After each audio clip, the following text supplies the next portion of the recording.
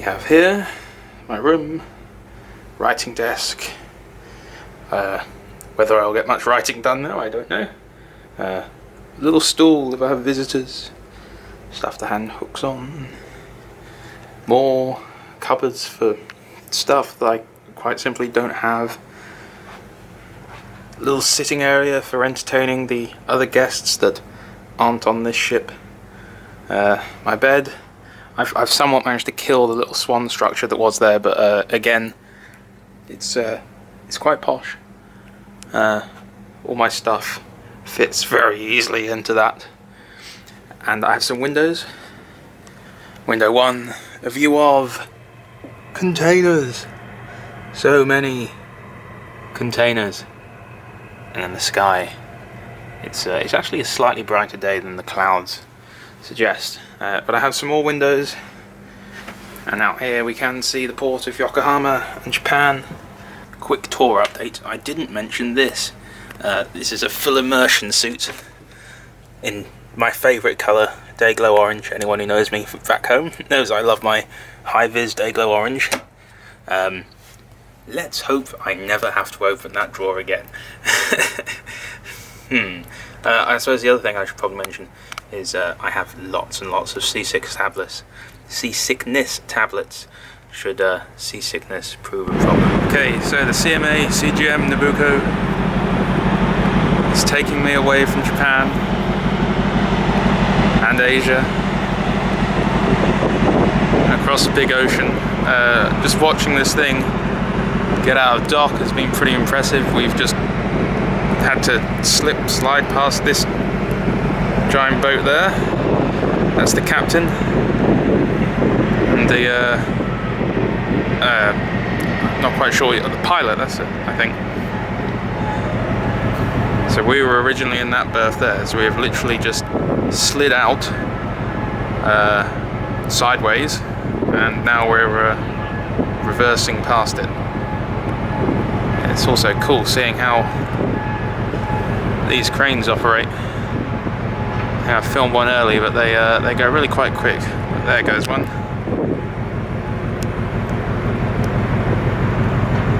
And the lorry that's being loaded onto is probably only literally just driving and parking down now. They really do time it seemingly quite tight. Speed is everything, I guess.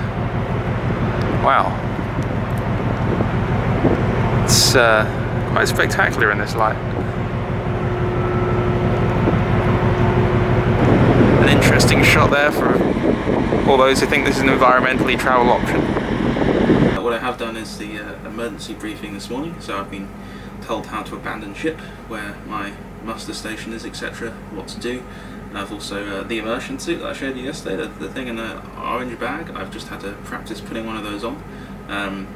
It's fairly awkward, I know, probably looked like a bit of a tit in it, but I didn't know that they were going to be making me put it on, otherwise I'd have brought a camera and got someone to take a shot of me. But no, I know what to happen, know what to do now in the event the worst happens. But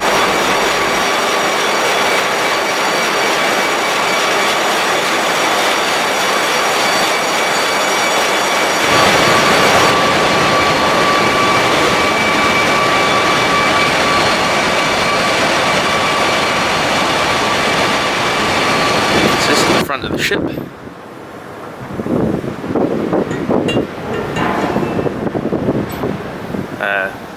These are the very large anchor chains. There appears to be two of them. One for port, one for starboard, and this thing, I'm not really sure what it is, but the top of it is the only bit you can see from other than containers from the bridge. So that's, I suppose, one of its jobs is just to say this is where the front is. But it's not fallen off yet.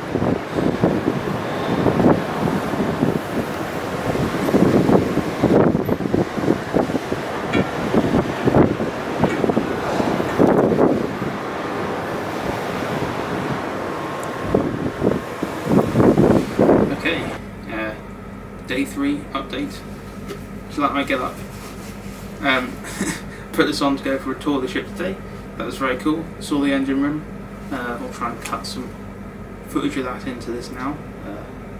but it looked awesome. It's huge. It's really, really loud.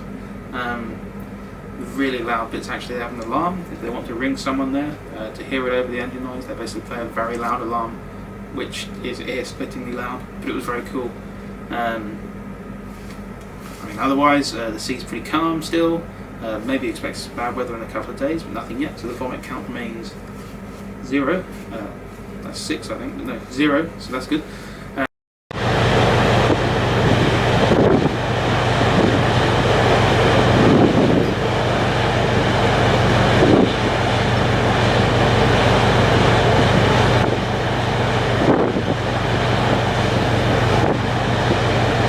Ship's library. It's mostly got stuff in French, but I found one book in English, so I might try and read this in a bit.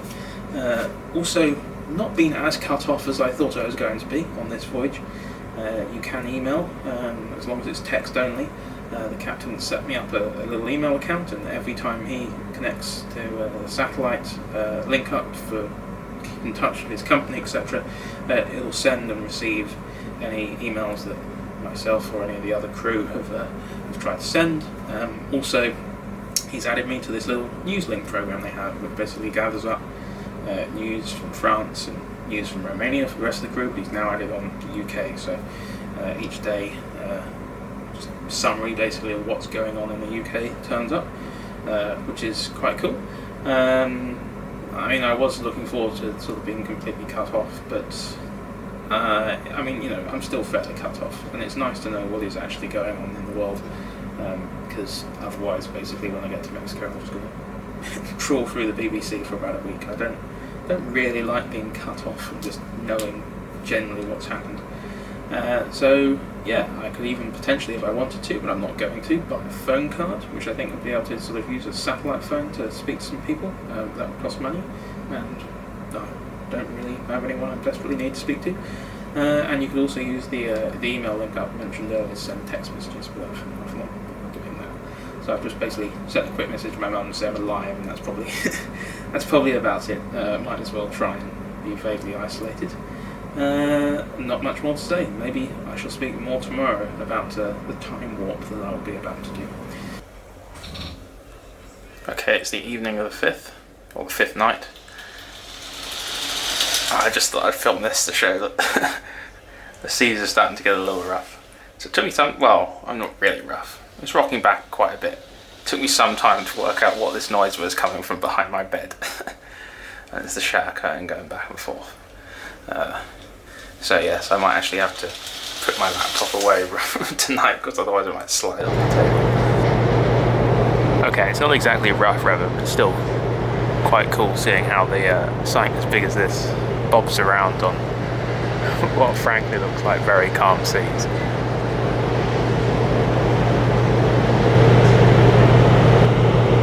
So, doesn't look like I'll see the sunset today, but if I do, this is the sun setting on Friday the 20th of March, and with a bit of luck, tomorrow I will also see the sunset on Friday the 20th of March.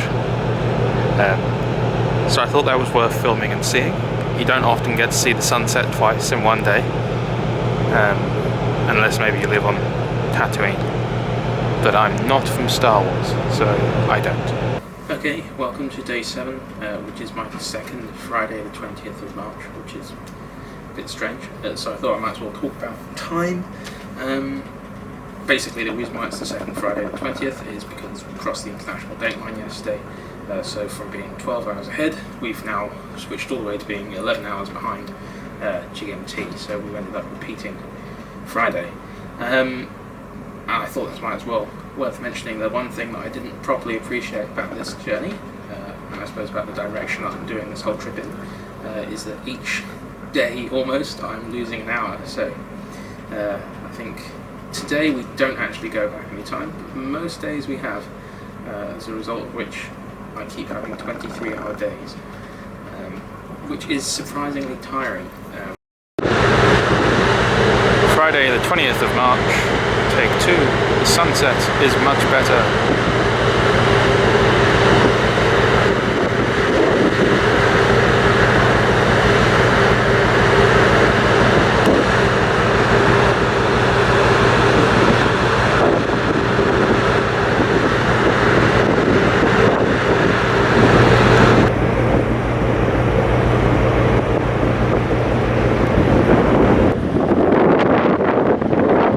it's Monday, the 23rd. I don't have too many days left now. Midnight Saturday, I should be arriving in Mexico. But this is, I think, going to be the most gorgeous day so far. And that's just the most amazing blue of the ocean.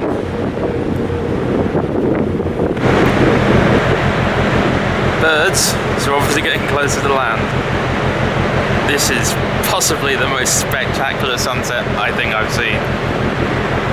Certainly on this boat trip, certainly for a long time. This rivals Myanmar, this does. This is awesome. The creaking noise of the containers continues to unnerve me when I walk around the ship.